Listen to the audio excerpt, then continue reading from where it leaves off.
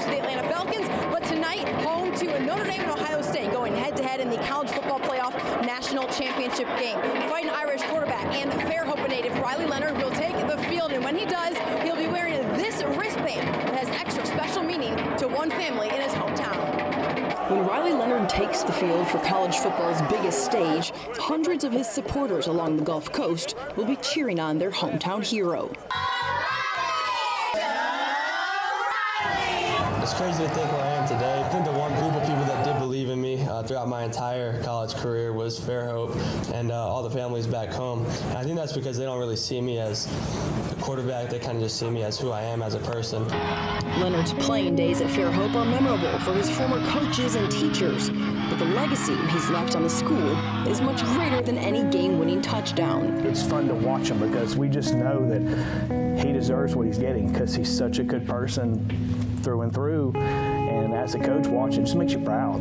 Brett Horne has been an assistant coach and teacher at Fairhope for more than a decade. His twin daughters, Caitlin and Emmeline, have grown up on the Pirates sideline. We're such a family-oriented place. I mean, we always have our kids around. All of us, the assistants, we're just, we bring our family in. Fairhope's close-knit community is on full display every year at the Pirates' annual Spina Bifida Awareness Game, an event started by the Horns in light of their daughter Caitlin's diagnosis. My wife and I said we want to do something because October is like Spina Bifida Awareness Month. One of our home games, we try to do just awareness, and we just brought it out just to say, hey, let's see what happens. What's happened is thousands of dollars raised for charitable organizations across Alabama and countless special bonds between children and their local heroes. It's really great.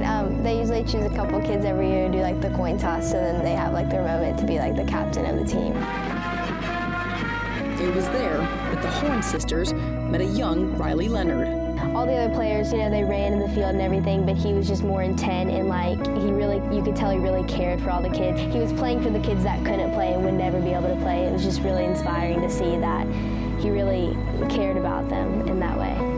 At the game, Pirate players wear a bracelet to honor children battling disabilities, and nearly 5 years after graduating, Riley Leonard continues to wear his. It means a lot because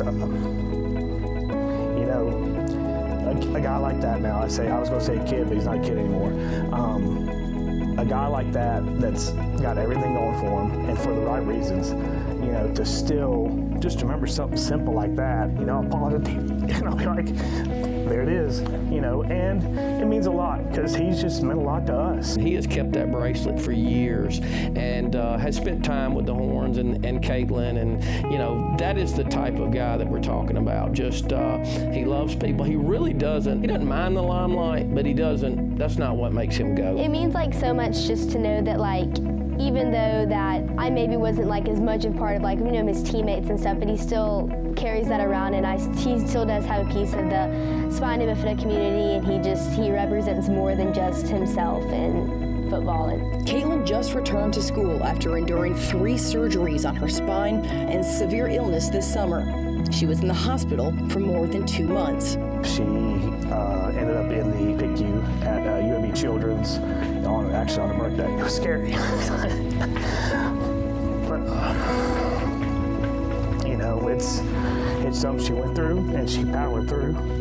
And she and her sister and our family is stronger for it. Helping build that strength was an old friend.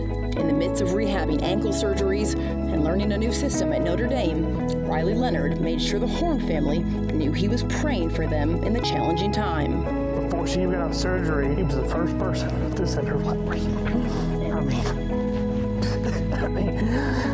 Just the things he cares. Even though he had all this stuff going on and he really could have just sent a text or whatever, but he took the time and he sent flowers, and just the little things like that, it really means a lot. He remembers to keep going and to fight for the other things in the world and the things that matter more than just football. It's very clear that Riley continues to keep his faith and his roots at the forefront of everything he does. In Atlanta, I'm Simone. That's all for sports.